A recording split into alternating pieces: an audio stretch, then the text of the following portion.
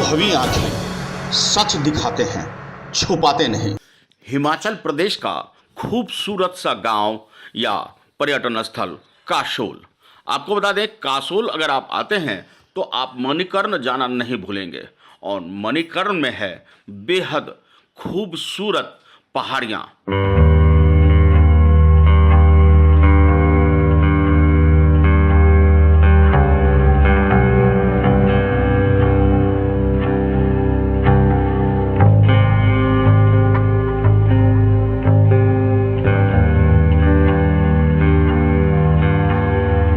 Parvati valley में बसा यह मणिकर्ण आपका मन मोह लेगा। दरअसल मणिकर्ण का नाम मणिकर्ण क्यों पड़ा, यह इसकी भी बड़ी दिलचस्प कहानी है। आपको बता दें कि मणिकर्ण यानी मणि और कर्ण मतलब कान। कहते हैं कि भगवान भोले अपनी संगिनी पार्वती के साथ यहाँ 17,000 वर्षों तक तपस्या करते रहे और इसी दौरान माता पार्वती के कानों का कुंडल जिसमें मणि लगा हुआ था वह गिर गया, खो गया। जिसके बाद भगवान शिव ने अपने गणों से कहा कि जाओ और मणि ढूंढ कर लाओ। आपको बता दें कि मणि तब पाताल लोक जा चुका था और पता चला कि शेषनाग के पास मणि है। फिर क्या था, जब शिवगण वहां पहुंचे तो शेषनाग को मजबूरन वह मणि लौटाना पड़ा। लेकिन वह इतने गुस्से में भयभीत हुआ कि शेषनाग ने फुंकार मार दी।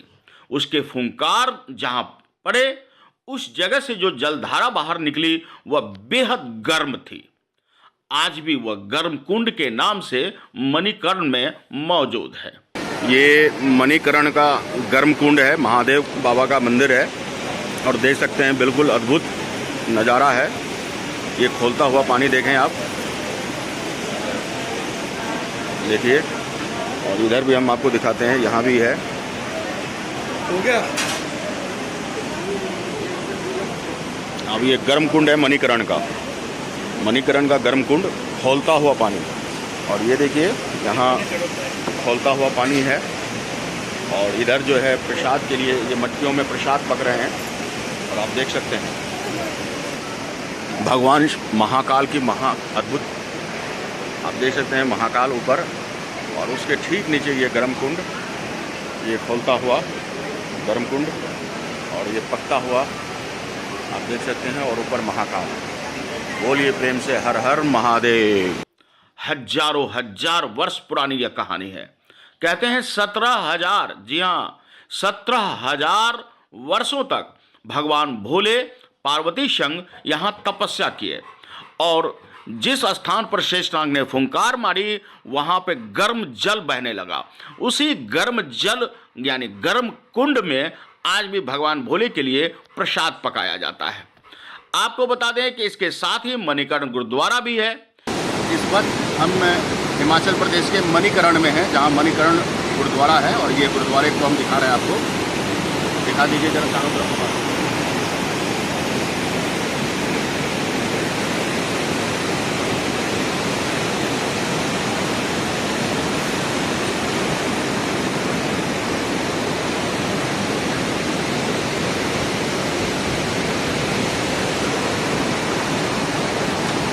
और ये देखिए खूबसूरत वादी।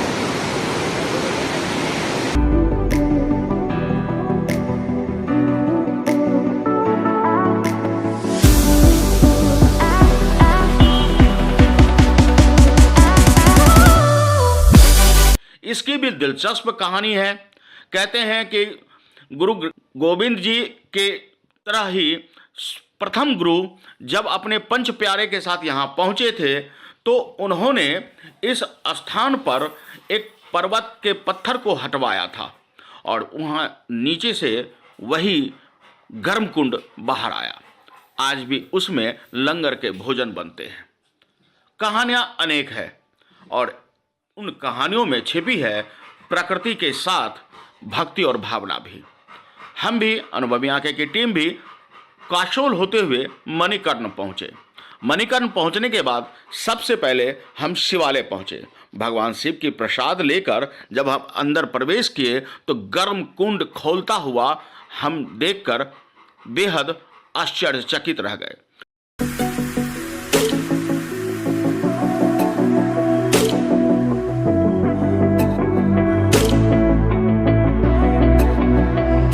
दरअसल गर्म कुंड में घरों में चावल रखा गया था जिसे पकाकर भगवान भोले का प्रसाद बनता है।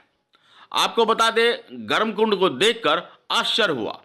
लोगों ने बताया कि जब यहाँ 12 महीने के बीच में जब सर्दी का महीना आरंभ होता है तो यहाँ कई फीट ऊंची बर्फ जम जाती है। चारों तरफ बर्फ ही बर्फ होता है। बावजूद इसके इस गर्म कुंड में इसका कोई असर नहीं होता। यह 12 महीने यूं ही खौलता रहता है। जी शिव शंकर और माता पार्वती जी ने तपस्या की 11,000 वर्षों तक। तो तपस्या करने के बाद माता पार्वती यहाँ पर स्नान कर गई। तो स्नान करते समय कानों के आभूषणों की मणि जल में गिर गई और वो शेषनाग के पास पातालों को पहुंच गई। तो शिव शंकर का बहुत प्रयास किया पर ना मिल पाई। बाद में शिव शंकर जी बहुत गुस्से होने पर वो तांडव करने लगे। तांडव करते समय उनका तीसरा नेत्र खुल गया जिसमें नैना देवी प्रकट हो गई। नैना देवी ने अपने दिव्य दृष्टि देखा कि मणि जो है पातालों को पहुंचे शेषनाग के पास है। तो माता पार्वती नैना देवी ने कहा कि जो पार्वती मणि आई आप उसको लौटा दो। तो शेषनाग को लौटाने के लिए पानी फूंक मारी। फूंक इतनी जोर से मारी पानी उष्ण आगे पानी गर्म हो गया। उसी फूंक से जो पानी उष्ण आगे पानी गर्म हो गया। जो मणिकर्ण गर्म पानी है साथ मणि भी आ गई। पातालोक से बहुत सी मणियां और आ गई। जब वो सारी पितृ पहुंची तो शिव शंकर माता पार्वती का अपनी मणि को पहचान लो। लेकिन बहुत सी मणि में सप्त मणि कौन है? तो बहुत सी मणि देखकर माता पार्वती अपनी मणि का पहचान पा रहे। उन्होंने शाप दे दिया इतनी भी पातालोक से एक्स्ट्रा मणि आई हुई वो सारी पत्थर बन गई। जो माता पार्वती की मणि थी सिर्फ मणि रह गई। माता पार्वती ने मणि को उठाया और कान में पहन लिया। कर्ण मणि से जो कान की मणि थी कर्ण मणि से यहाँ का नाम मणि कर्ण पड़ गया। यानी सर्दी हो या फिर कोई और मौसम, इस गर्म कुंड का जल कभी भी खौले बगैर नहीं रहता। यानी 24 घंटा यह खौलता रहता है। और तो और विश्वास आप करें ना करें, लेकिन विदेशों से भी वैज्ञानिक आए।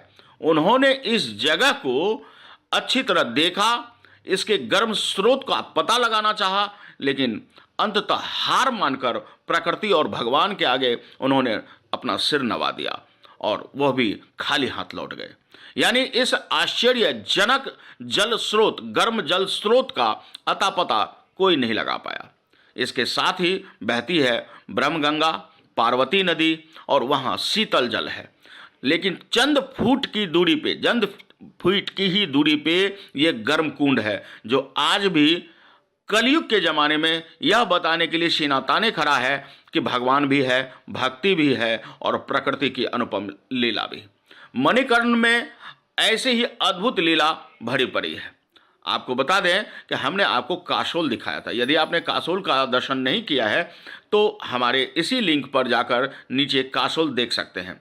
लेकिन अगर आपने वह देख लिया है तो आज आप मणिकर्ण की इस रहस्यमयी कथा को जान लीजिए। और साथ में अगली खबर में हम दिखाएंगे कासोल का एडवेंचर पार्क।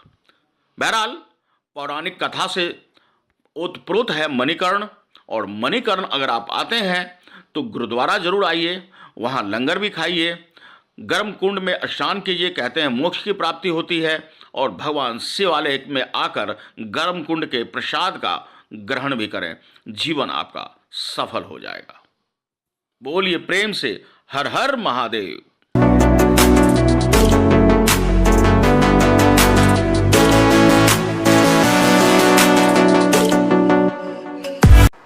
नमस्कार, मैं हूं संतोष गुप्ता और आप देख रहे हैं अनुभवी आंखें, देश की बात सच के साथ। दोस्तों, अनुभवी आंखें पर आपका भरोसा निरंतर बढ़ता ही जा रहा है।